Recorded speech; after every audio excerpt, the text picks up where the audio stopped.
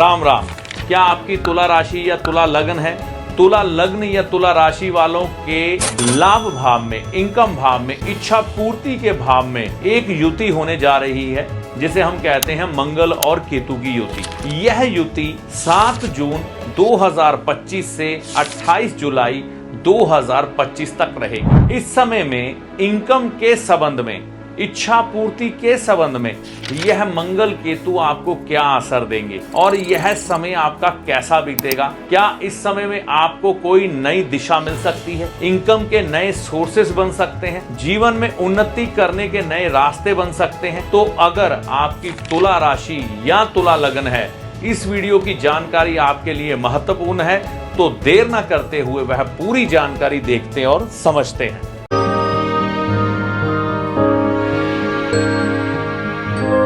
नमस्कार। इस समय मैं कालीनाथ कालेश्वर धाम हिमाचल प्रदेश में हूँ और मेरे सामने जो यह बहती हुई जलधारा है यह ब्यास नदी है। तो ब्यास नदी के किनारे पर आज हम बात करेंगे तुला राशि और तुला लगन के लिए मंगल केतु की युति क्या फल देने वाली है। देखिए, तुला लग्न हो, तुला राशि हो, दोनों के लिए यह वीडियो है और यह युति इनके लाभ भाव में बनेगी। इसको हम लाभ भाव भी कह सकते हैं, इसको हम वृद्धि का भाव भी कह सकते हैं। किसी भी चीज़ का बढ़ जाना हम 11वें भाव से देखते हैं। तो यहाँ पर इस युति का होना और अपने मित्र की राशि में होना, मंगल का आना, और वह भी सप्तम भाव के स्वामी बनके और धन भाव के स्वामी बनके मंगल का लाभ भाव में आ जाना बड़ा लाभ दर्शाता है। बड़ा लाभ यह मैं कह सकता हूँ आपको आपके परिवार वालों से भी मिल सकता है। और अगर कहीं आप बिजनेसमैन हैं तो इस समय में आपको कोई बड़ा ऑर्डर मिल सकता है। कोई पैसा आपका फंसा हुआ है लंबे समय से, वह भी इस समय में आपको प्राप्त हो सकता है। तो हर तरह से ग्रह आपको इस समय में लाभ देने के लिए तैयार है। आपकी इच्छा, चाहे वो विवाह की हो, चाहे वो धन कमाने की हो, चाहे इस समय में किसी ट्रैवल से जुड़ी हो आपकी इच्छा, अगर यहाँ पर बृहस्पति होते हैं, आपने, मतलब मेरा कहने का ये है, अगर आपका तुला लगन या तुला राशि है और आपके 11वें भाव में बृहस्पति हैं, तो यह समय जो है ना, आपको इस समय में कोई बड़ी धार्मिक यात्रा भी करवा देगा जिसकी इच्छा आप बड़े लंबे समय से अपने मन में रखे हुए होंगे। तो यह भी इस समय में आपके साथ हो सकता है, कोई बड़ी बात नहीं है ना। और यहाँ पर अगर सूर्य आपके जन्म के बैठे हुए हैं तो इस समय में पैसों के मामले में वह बेहतर स्थिति आपको मिल सकती है कि आपका आने वाला जो समय है वह काफ़ी बेहतर हो जाए। तो इन बातों को आप ध्यान में रख के चल सकते हैं। इस समय में आपको देखने के लिए ये भी मिलेगा, मंगल यहाँ पर हो, बड़े भाई से कोई लाभ मिल जाए यहाँ पर आपको, जिससे कि आपके जीवन के हालात सुधर सकें अगर कोई परेशानी पिछले लंबे समय से चल रही है। और इस समय में ये भी कह सकते हैं कि जो वृद्धि, जो तरक्की आपने पिछले काफ़ी समय में नहीं देखी, इस समय में देख सकते हैं। हालांकि ये युति ज़्यादा लंबे समय के लिए नहीं है। यह युति तकरीबन 7 जून से और 28 जुलाई तक है, मतलब तकरीबन दिन हो गए 51।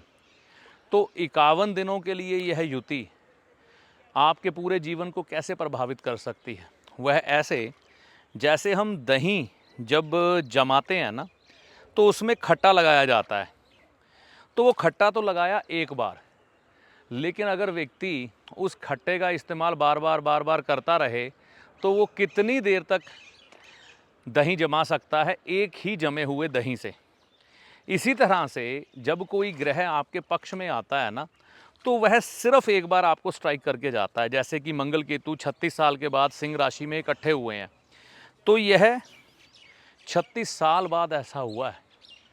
तो आपके जीवन में यह ऐसा कोई चैप्टर ओपन कर सकते हैं जहां आप ऐसी दिशा पकड़ लें ऐसे रास्ते पर चल पड़ें कि जहाँ पर आपको आगे तरक्की ही तरक्की दिखाई दे। क्योंकि डिज़ायर भाव, हमारा जो जीवन है सारा कामनाओं के इर्द गिर्द ही तो घूमता है।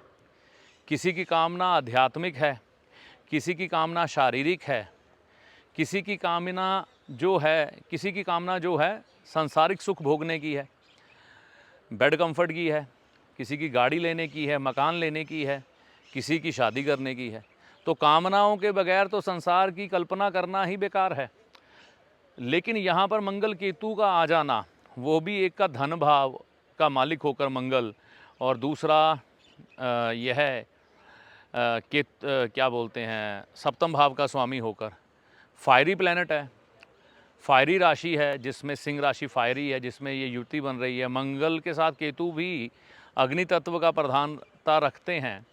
तो एक चिंगारी, एक आग आपके अंदर प्रज्वलित करके जा सकते हैं, और आप आने वाले समय में फिर इन चीज़ों को प्राप्त करने के लिए आगे बढ़ते रहते हैं। सिर्फ एक चिंगारी की ज़रूरत होती है, फिर वह छोटी सी चिंगारी बड़े से बड़े जंगल को भी जलाकर खाक कर देती है। तो यहाँ पर हम खाक कुछ नहीं कर रहे, सिर्फ ये कह रहे हैं कि आपकी कामनाओं को पूरा करने के लिए यह ग्रह आपके पक्ष में है। उपाय के तौर पर आप क्या कर सकते हैं? अगर आपका बड़ा भाई है, उसकी सेवा करें। अगर नहीं है, भगवान राम के दर्शन करें। और भगवान राम का मंदिर घर के पास नहीं है तो भगवान राम के नाम की चैंटिंग करें, राम राम बोलें दुनिया को, है ना। वो भी मुश्किल लगता है तो मिट्टी का एक कुल्हड़ लें, उसमें शहद भरें, घर में रख दें थोड़े समय के लिए। और अगर ये भी मुश्किल लगे तो गले में सोने की चेन पहन सकते हैं। तो विकल्प बहुत से हैं, जो चाहे चुन लें। यह समय जो है तुला राशि, तुला लग्न वालों के लिए उनकी इच्छाओं को, उनकी कामनाओं को, जीवन में वृद्धि को, तरक्की को दर्शा रहा है। ऐसी कामना करता हूँ यह आपके साथ हो, और अगर नहीं हो रहा तो अपनी पत्रिका किसी विद्वान को दिखाएं। इस वीडियो में दी गई जानकारी का लाभ आपको माता रानी की कृपा से होगा। जय माता दी। देखिए, ज्योतिषी को कभी भी चमत्कारी बाबा ना समझे, जो जादू की छड़ी घुमाएगा और आपके सामने धन की ढेरी लगा देगा। और ज्योतिषी ना ही कोई जादूगर है जो छलावे में रखकर आपको आपके सारे दुख दर्द दूर कर देगा। ऐसा कुछ भी ज्योतिषी के पास नहीं होता। ज्योतिष विद्या एक ईश्वरीय विद्या है। ज्योतिष विद्या से हम आपके समय की गणना करते हैं कि कब आपका अच्छा समय है, कब आपका बुरा समय है, और आपको किन किन बातों का ध्यान रखना चाहिए, इसके बारे में हम आपको बताते हैं। और आपको बताते हैं कि आपको किस मार्ग को चुनना चाहिए और किस मार्ग पर चलना चाहिए। अपने अच्छे और बुरे के लिए आप खुद जिम्मेवार होते हैं। ज्योतिष के किसी भी शास्त्र में आपकी किसी भी तकलीफ को दूर करने के लिए कोई भी गारंटी नहीं दी गई है, कोई भी दावा नहीं किया गया है। सिर्फ आपको एक पथ दिखाया गया है, आप उस पथ पर चलें, उपाय करें। सारी समस्याओं का समाधान ईश्वर की कृपा से होता है। मैं अपने किसी भी वीडियो में कोई भी दावा नहीं करता हूं, क्योंकि ज्योतिष में दावे है ही नहीं। इस वीडियो में दी गई जानकारी आपको कैसी लगी, कमेंट करके अपनी राय दे। वीडियो अच्छा लगा तो लाइक व शेयर करें। चैनल पर पहली बार आए हैं या बहुत समय से चैनल के साथ चल रहे हैं तो इस चैनल को सब्सक्राइब करके जाएं। इस वीडियो में दी गई जानकारी का लाभ माता रानी की कृपा से आपको होगा। जय माता दी।